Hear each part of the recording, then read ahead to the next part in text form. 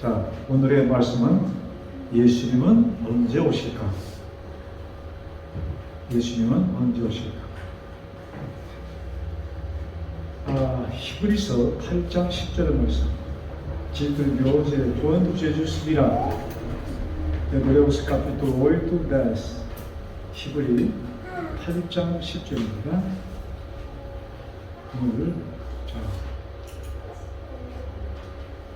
정신들 바짝 차리시고 들어주세요. 히브리서 8장 10절에 있는 말씀. 또 사이 계속 들려주는 말씀입니다. 히브리 8장 10절. 제가 있습니다. 또 주께서 가라사대 그날 후에 내가 이스라엘 집에 세울 언약이 이것이니 내 법을 저희 생각에 두고 저희 마음에 이것을 기록하리라. 나는 저에게 하나님이 되고 저희는 내게 백성이 되리라. 말씀의 포인트는 나는 저의 백성이 되고 나는 저의 하나님이 되고 너희는 내 백성이 될 것이다. 근데 이 똑같은 말씀이 예레미야 선지자를 통해서 예언한 것을 지금 사도 바울은 반복하는 것입니다. 똑같습니다. 그것이 예레미야 31장 33절에 나오는 말씀이에요. 자, 그런데 나는 저에게 하나님이 되고 저희는 내게 백성이 되리라. 하나님의 하늘의 뜻이 이것이에요. 처음 아담을 창조하셨을 때 하나님의 아들로 창조하시고 그의 후손들이 누구예요? 그의 후손들은 자연적으로 하나님의 아들로 하나님의 백성으로 살아갈 것이 오리지널 하나님의 뜻이었습니다. 그것이 깨버려졌어요. 그것이 깨졌어. 그래서 하나님께서는 다른 계획을 세우시고 그러나 하나님의 뜻은 변치 않았어. 사람의 후손들이 아담의 후손들이 이 땅을 채우고 그래서 그들이 뭐예요? 당신의 백성이 되고 또 아울러서 그는 우리들의 하나님이 되는 것 이것이 하나님의 뜻이고 변함이 없으신 하나님의 뜻입니다. 그래서 다시 말하면 우리는 태어날 때부터 누구의 뜻대로 뜻에 의해서 태어났다? 하나님의 뜻에 의해서 태어난 것이며 하나님의 뜻이란 것은 나는 당신의 백성으로 태어났다 이것입니다. 당신의 백성으로 태어났습니다. 당신의 백성으로 되는 것이 아니고 태어났다는 것을 지금 히브리서와 예레미야서는 우리들에게 확실히 증거하고 있습니다. 자, 우리 사람들이 교회 다니는 사람들이 복음, 복음 하면은 우리 성경의 사복음 하면 어느 책입니까? 사복음. 신약 성경 마태, 마가, 누가, 요한을 사복음. 왜 거기다가 복음이라는 글을 썼습니까? 복음. 왜? 좋은 소식. 좋은 소식은 뭐예요? 예수님이 오셨습니다. 예수님은 우리에게 뭘 줬어요? 구원을 주셨습니다. 이것이 복음이에요. 그래서 성경 누구든지 그저 교회 조금 다니는 사람은 사복음의 말씀, 복음하면 어딜 찾아요? 신약 성경 네 권을 찾습니다. 그런데 참 놀랍게도 가장 성경에 복음 가운데 복음을 기록한 것은 신약 성경보다도 구약 성경입니다. 자, 이 레위기에 보면은 하나님께서 모세를 통하여 시내 광야에서 당신이 계실 당신의 백성들과 만날 집을 지으라는 것입니다. 그것이 여러분 여기 주에 보면 뭐예요? 성막, 장막 성전입니다. 첫 번째 성전 하나님께서 지으셨습니다. 자, 그러면 우리 저 보면서 말씀할까요? 이것은 그 성전 안을 보여주는 것입니다. 근데 성전 저 집이 있기 전에 뭐가 있습니까? 뜰이 있습니다. 그래서 제가 크게 지금 기억 못하는데 이렇게 네모나게 직사각형입니다. 집을 해놓고 그 앞에 뭐예요? 번제단, 즉 죄인이 그 짐승을 가져오면은 양을 가져오면 거기서 양을 잡고 거기다 번제 불에 올리고 그 다음에 거기서 피를 받아서 성소 안으로 가져가는, 그래서 이제 성소 안에 들어오는 것입니다. 자, 여기 보시는 대로 여기가 성소가 들어간 것입니다. 그래서 왼쪽에는 뭐가 있으면 등대가 있었어요. 7촛대. 그 다음에 오른쪽에는 떡상이 있었습니다. 그 다음에 그 앞에는 분향단이 있었어요. 보십니까? 분향단. 거기에서 뭐예요? 제사장이 매일같이 수십 번, 수백 번 피라에 따라서 죄인의 죄를 상징하는 피를 가져와서 뭐예요? 그 피는 뭐예요? 이미 죽은 것입니다. 피가 여러분 밖에 있게 되는 것은 죽은 것이에요? 산 것이에요? 죽은 것입니다. 그 짐승이 죽었다는 상징으로, 즉 죄인의 죄를 대신해서 짐승이 희생당한 것입니다. 그 피를 가지고 분향단에 와서 거기다 그 모서리에 바르고 휘장에 치고 거기서 제사장은 기도를 합니다. 그것이 매일같이 수십 번, 수백 번 반복되는 일이었습니다. 그런데 오늘의 중심의 말씀은, 자, 그 다음에 1년에 한 번씩 뭐가 있었다고 했죠? 속죄일이 있었어요. 그냥 대속죄라면 우리가 붙인 얘기고, 속죄일이에요. 딱 1년에 한 번이에요. 자, 그날은 어떤 일이 생깁니까? 똑같이, 근데 그날은 꼭 염소를 잡고, 근데 그 염소를 잡기 전에 송아지를 잡아요. 그 송아지는 누구를 위하여 잡는 송아지냐면 대제사장을 위하여서, 제사장들을 위하여 송아지가 희생당합니다. 그래서 그 송아지를 통해서 뭐예요? 제사장, 대제사장의 죄가 용서함을 받고, 용서함을 받은 대제사장, 즉 거룩하여진 대제사장이 백성들을 대신해서 하나님의 백성들을 대신해서 죽은 염소의 피를 가지고 어디 들어가는 거예요? 지성소 안에 들어갑니다. 여기 뒤에 보는, 여기 뒤에가 지성소예요. 거기 법궤가 있잖아요. 법궤. 그것이 언약궤입니다. 뭐가 들어있었어요? 예, 시키는 두 돌비가 거기 들어있었습니다. 근데 그 돌비 위에 그 돌비가 집어넣고 거기서 아카시아 나무라고 했는데, 그것이 우리가 아는 한국의 아카시아 나무인지 또 다른 나무인지 모르겠어요. 그러나 상자로 그 통을 만들고 그것을 안팎으로 금을 씌우고 맨 위에는 순금으로, 얄판하진 않을 거예요. 두꺼운 순금으로 뚜껑을 만들었습니다. 근데 그 뚜껑을 뭐라고 부르는가? 시은좌라고 했어요. 시은좌. 그 다음에 또 다른 말로는 속죄소, 죄가 용서함을 받는 것이라는 것입니다. 속죄소. 자, 그런데 하나님은 어디 계신가? 그 시은좌, 거기 계신데 그것이 하나님이 계신 것으로 상징되는 것입니다. 즉, 그 언약궤 밑에는 뭐가 있어요? 법이 있어요. 그 법은 정지하는데 그것을 어떻게 해요? 그 위에서 하나님께서 뭐예요? 그 법을 범한 사람들을 용서하시는, 속죄하시는 일을 거기서 하신다 이것입니다. 자, 이것은 1년에 한 번씩 치러지는 것이었습니다. 그래서 그것은 무엇을 뜻하는가?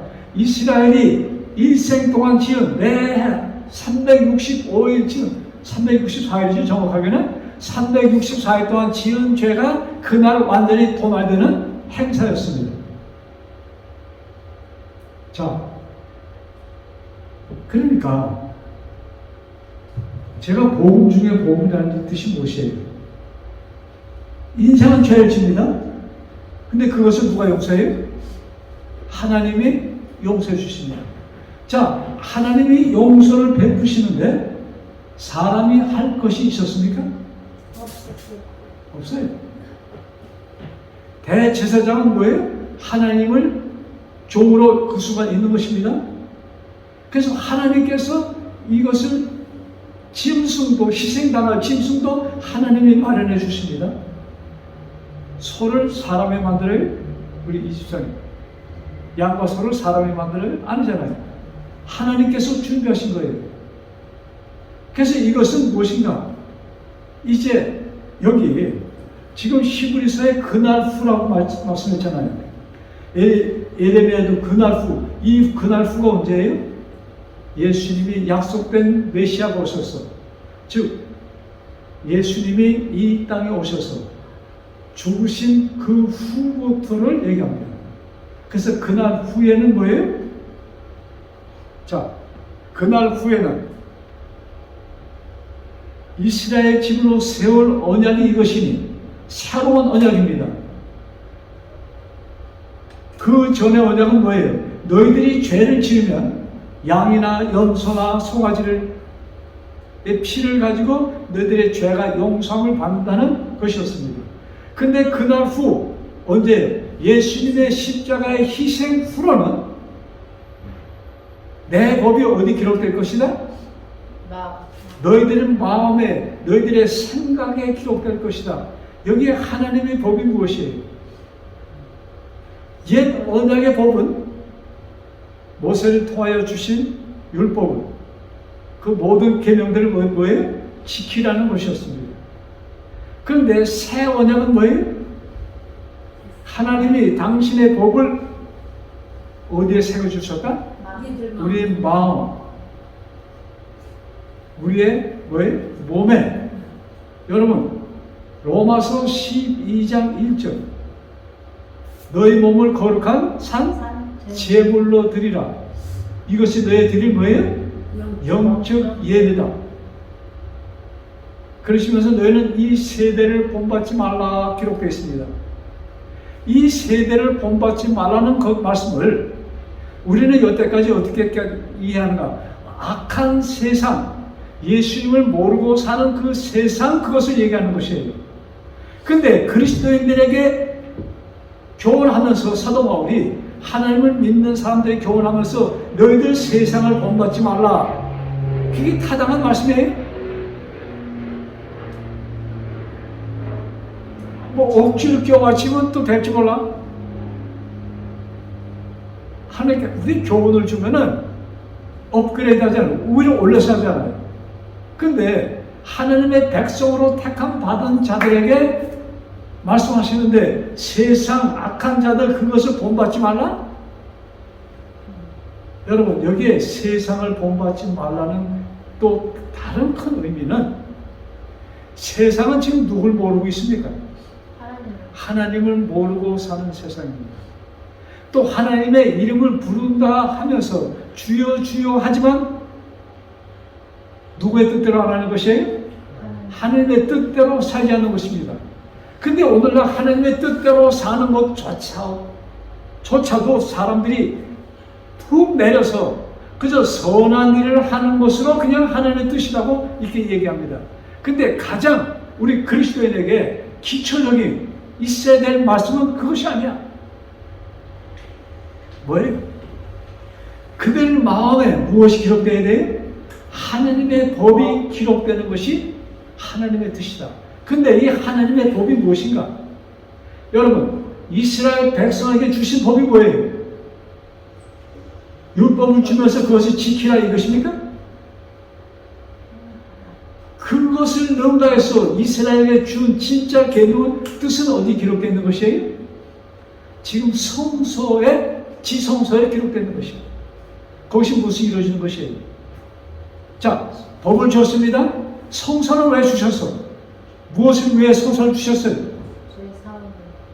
네? 너희들이 이 법을 어겼어. 그것을 뭐예요? 어겼을 때 나한테 와서 뭘 받으라? 거기에 대한 용서를 받으라. 그러니까는 완전히 인간들이 죄를 지을 것을 하나님은 아십니다. 그러나 그런 인간들에게 뭐예요? 죄를 용서받을 수 있는 길을 열어놓으시고 그것도 누구의 뜻대로? 하나님의 뜻대로. 여러분, 성경의 구속사업은 일방적인 하나님의 계획입니다. 아멘이에요? 네. 여러분들에게 의논하고선 구속사업 세우셨어요? 이 집사는 무슨 얘기 이해되십니까? 구속사업은 하나님의 일방적인 사업입니다. 왜 그것을 일방적으로 하셨는가? 왜 구속사업을 일방적으로 하셨어요? 하도 말 안 들으니까. 여러분, 하나님께서 일방적으로 아담을 창조하셨잖아요. 근데 그 아담이 범죄하잖아요. 그것을 아시는 하나님께서 당신의 뜻으로 창조했는데 그 인간은 뭐였어요? 범죄라는 것입니다. 그러니까 그 범죄한 인생들을 어떻게 해야 돼요? 그냥 내버려둬요? 그럴 수가 없어. 당신이 그 인생이 이 땅에 있게 한 것은 당신의 책임이야. 그래서 하나님은 당신의 책임을 지키기 위하여 뭐예요? 속죄소를 만들어 놓고 인생들이 죄를 졌을 때 뭐예요? 거기에서 용서받을 수 있는 것을 길만 열어놓으셨으니까 용서해 주셨습니까? 용서해 주셨다는 것입니다. 그래서 이 일을 누가 하셨어요? 예수님께서 하셨다 이것입니다. 예수님께서 그 일을 치르러 오셨다 이거예요. 그래서 예수님은 뭐예요? 희생이 제물로 오셨고 그 다음에 뭐예요? 부활하신 후에는 그가 참 인생 당신의 피를 가지고 하나님의 보좌 앞에 나가는 그 일을 위해서 대제사장의 임명을 받게 되는 것입니다. 그 일도 또 누가 하는 거예요? 하나님께서 하시는 것입니다. 자, 그런데 우리 성경에 예수님께서 당신의 제자들과 마지막 유월 만찬을 지내신 다음에 감람산에 올라가십니다. 감람산에 올라가시기 바로 전 만찬이 끝나고 가룟 유다는 밖으로 나갔습니다. 11제자가 남은 상태에서 주신 말씀 가운데 요한복음 14장 1절 3절 성경 펴세요. 요한복음 14장 우리 아까 본 말씀이에요. 여러분 요한복음 14장 하면 딱 머리에 떠오르는 게 있지 않아요? 요한복음 14장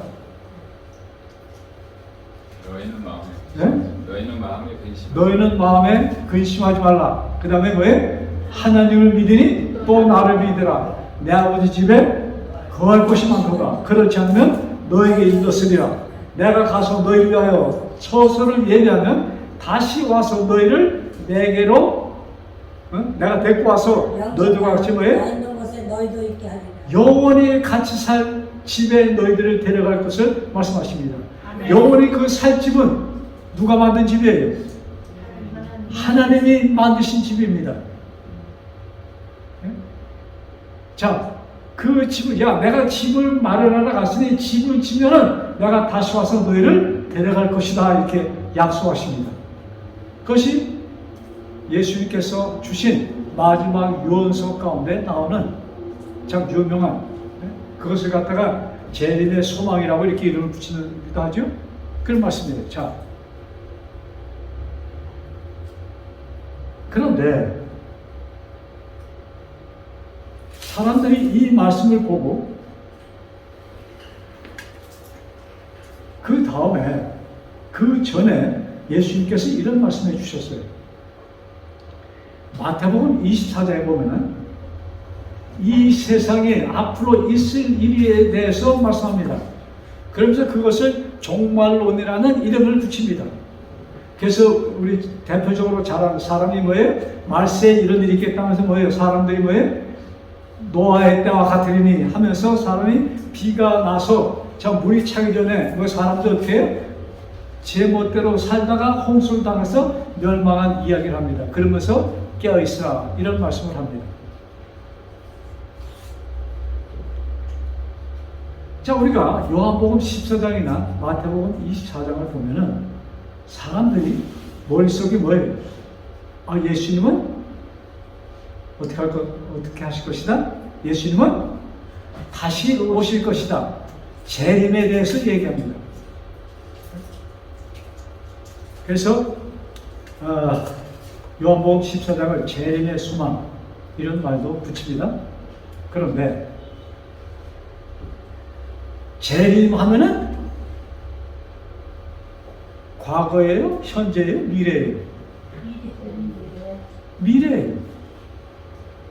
좀 여기 좀 짚고 넘어가고 있으면 좋겠어요. 우리는 예수님이 언제 오실 것이다? 미래에 오실 것이다. 그래서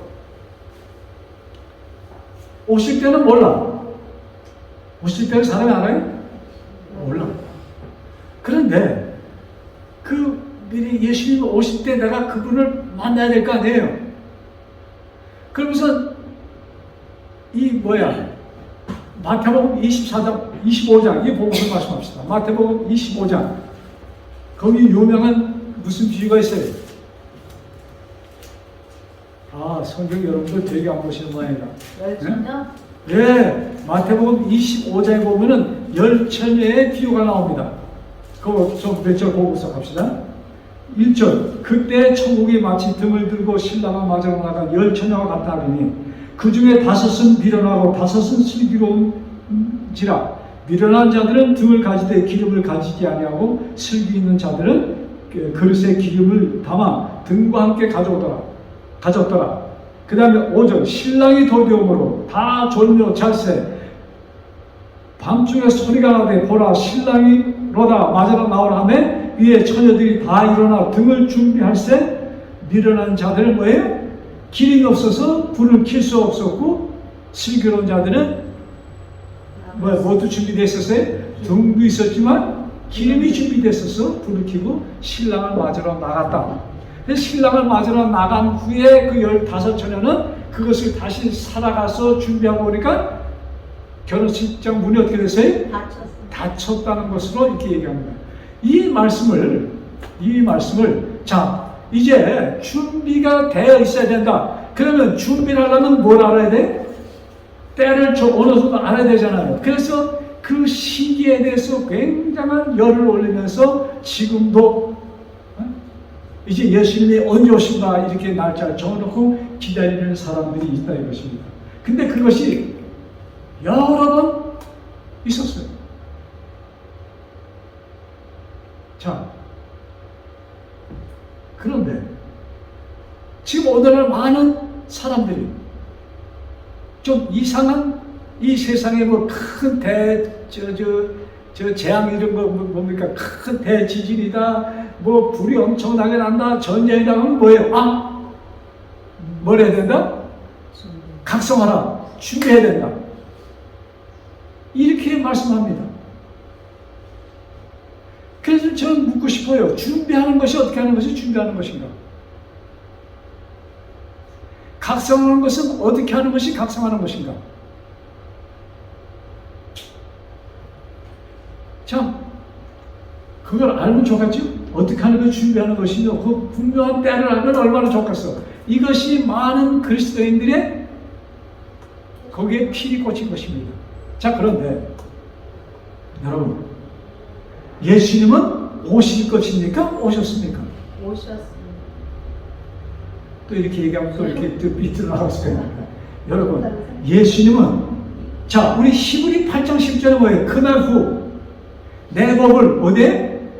너희 마음에, 너희 생각에 심었다는 말씀하셨어요. 내 법을 심었다. 내 법이 누구예요? 예수 그리스도예요. 그날 후 십자가 후에 태어나는 모든 사람들의 마음에 뭐가 심겨지는 거예요? 예수 그리스도가 심겨지는 것이에요. 그것을 계획하신 것입니다. 그래서 사람들이 성령 하나님을 통하여 이런저런 방법으로 사람들이 예수님을 만나게 하고 뭐예요? 이제 그를 위하여 죽은, 너를 위하여 예수님은 이 땅에 오셨다가 돌아가셨어. 그러므로 너는 이제 무엇이 되었다? 너는 죄인이 아니야. 그냥 왔다가 그냥 스쳐가는 참 풀릴 것 같은 인생이 아니고 너는 누구다? 내가 낳은 아들이라는 것을 성경 우리들에게 계속 보여주고 있는 것이에요. 자, 그러면 그것이 나의 마음을 사로잡는다면 여러분, 우리가 언제 죽을 거 알아요? 몰라. 그러면 언제 나에게는 예수님의 재림이 이루어지는 것이에요? 내가 숨이 끊어지는 그 순간입니다. 그런데 왜 많은 사람들이 예수님의 재림의 날짜에 포인트를 주며 준비해야 된다, 각성하라, 이런 것이 쥐어주고 있는 것이에요.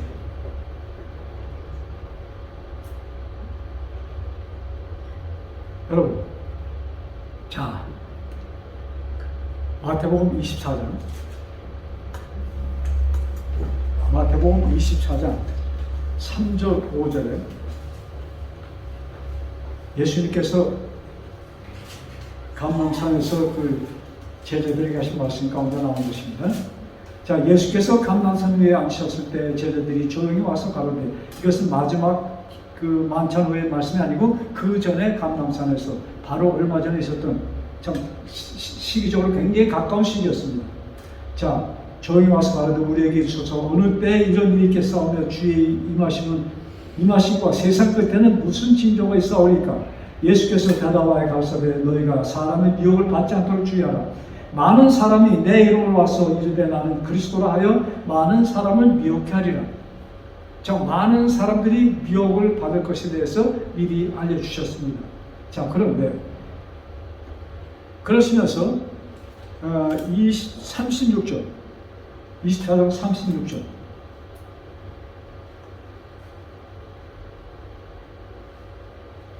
25절 천지는 없어지겠으나 내 말은 없어지지 아니하리라.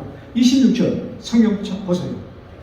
마태복음 24장 26절 시작.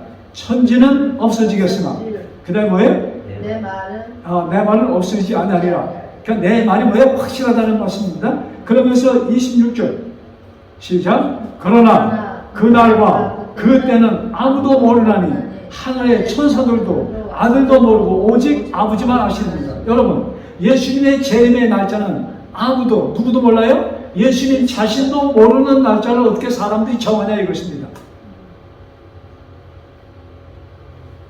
지금으로부터 160년 전에 180년 전 되겠습니다. 예수님이 오신다는 날짜를 정했어요. 1844년 10월 22일 성서적으로 되었던 것입니까? 성서적이에요? 그 정한 날이? 아니에요. 여기 분명히 말씀은 그 날과 그때는 아무도 모르나니 하늘의 천사들도 모르고 나 자신도 모르고 아버지만이 아시는 날이라고 분명히 기록하였는데 수백년 전 조상들 가운데 그날 오신다는 발표를 하고 세상이 엄청나게 흔들렸습니다. 그런데 지금도 사람들은 뭐예요? 이것을 바라면서 날짜를 정하고 있어. 날짜를 정하지 않아도 그들의 신앙의 포인트가 예수님의 재림의 포인트가 되어 있습니다. 자, 여기 다시 주목하세요. 여러분, 예수님은 히브리서를 중심으로 우리가 말씀을 볼 때 예수님은 어디에 이미 와 계신 거예요? 내 마음에 와 계신 겁니다. 예수님이 내 마음에 와 계시면 나는 어느 때 어디서 어떻게 죽든지 관계가 없는 것이에요. 여러분, 이것이 성립되면은 오늘날 많은 사람들이 원래 좀 띠끔띠끔해서 검사하러 갑니다. 검사하러 가서 이게 양성입니다 하면 괜찮구나. 이게 암이라 하면 아이고 난 죽겠네. 여러분, 이것이 하나님을 모르는 사람들의 걱정이 아니고 누구들도요? 하나님을 믿는다면서 예수님을 기다린다면서 예수님이 내 마음에 있다, 예수님을 기다린다는 표현은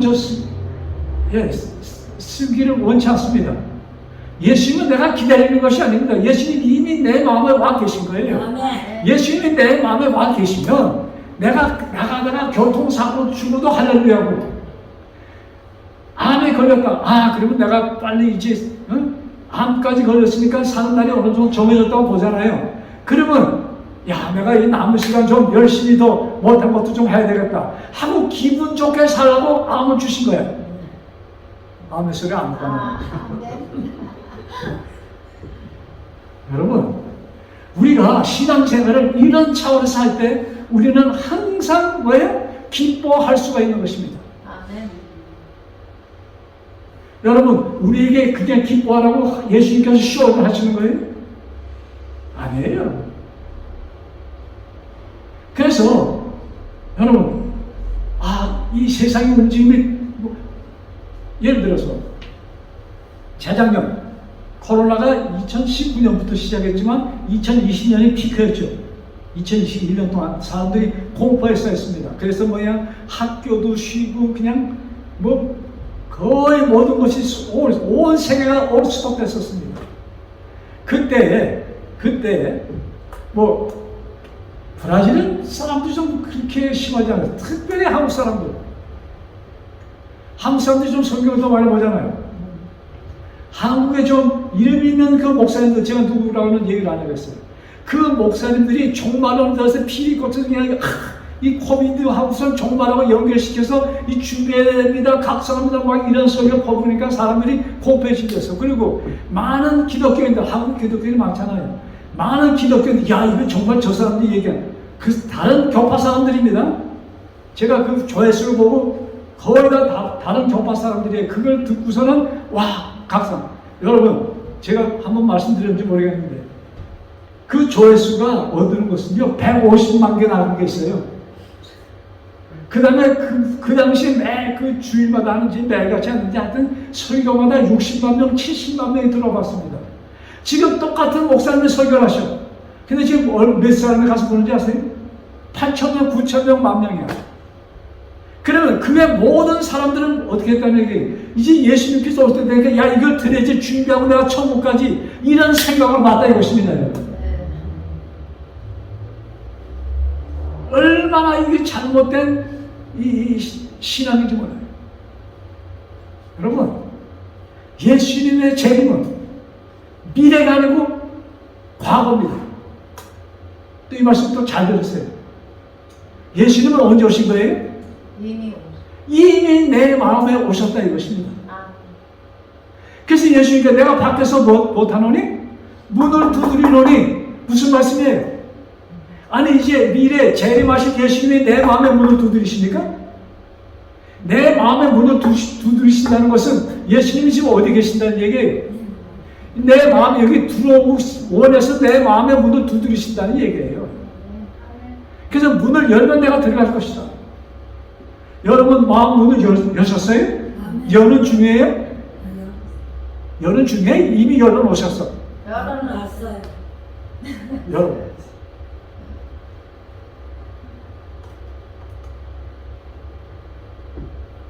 그래서 정말로 많은 이 뭡니까 설교단에서 때가 되었으니 준비합시다, 각성합시다.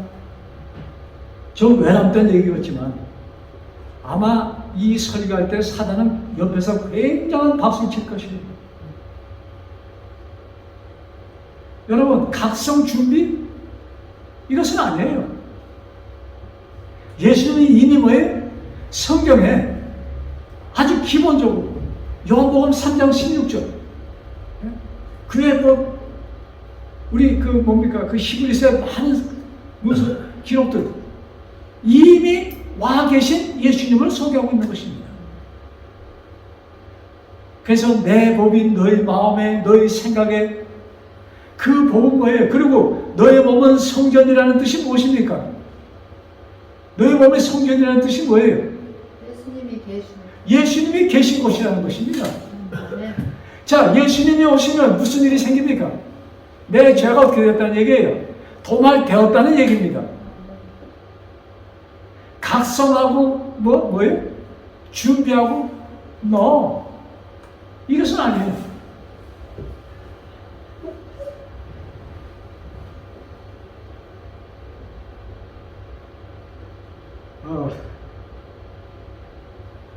여러분, 저는 이런 질문 좀 하고 싶어요.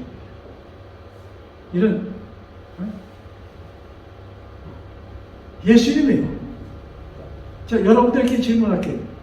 예수님이 여러분 세대에 오시지 않고, 지금 예수님의 재림, 왕의 왕으로 오시는 그 예수님 얘기합니다.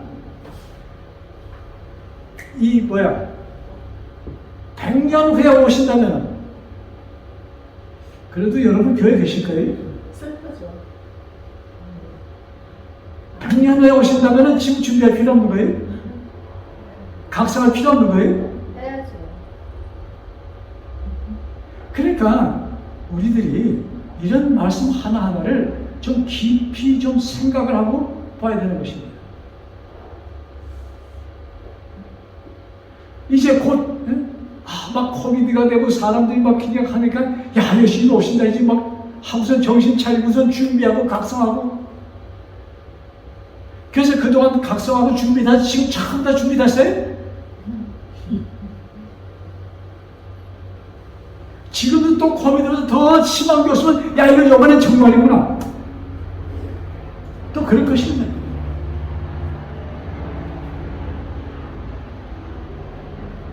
성경은 예수님은 이미 너희 마음에 임하셨다는 것을 말씀하고 예수님이 마음에 임한 사람들이 잠을 자는 것입니다. 예수님이 마음에 임한 사람들은 왜? 내가 언제 죽어도 예수님이 내일 정말 왕의 왕으로 재림이 실제적으로 있다 일어나면 누구들이 예수님을 맞을 거예요? 이제 여러분 6개월 후에 오신다면 그때 6개월 동안 준비해서 예수님이 오시면 그때 그 사람들이 맞을 거예요? 준비됐다는 말 자체를 쓰지 마세요. 여러분 예수님을 마음에 놓으신 자 예수님의 마음에 있는 자들이 영광의 왕이 오실 때에 환영할 것입니다.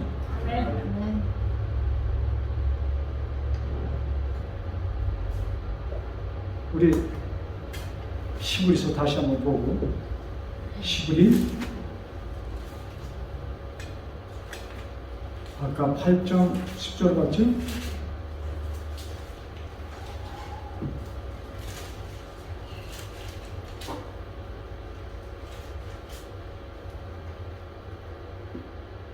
(10장 10절) 오직 그리스도는 죄를 위하여 한 영원한 제사를 드리시고 하나님의 우편에 앉으사 저가 한 제물로 거룩하게 된 자들을 영원히 온전케 하셨느니라. 저가 뭐예요? 한 제물로 거룩하게 된 자들을, 즉 거룩하게 된 자들은 뭐예요? 예수님을 받아들인 자들을 영원히 온전케 하셨느니라. 이게서 영원히 온전케 된 사람들이 뭐예요? 영광의 왕으로 오시는 예수님을 환영할 것입니다.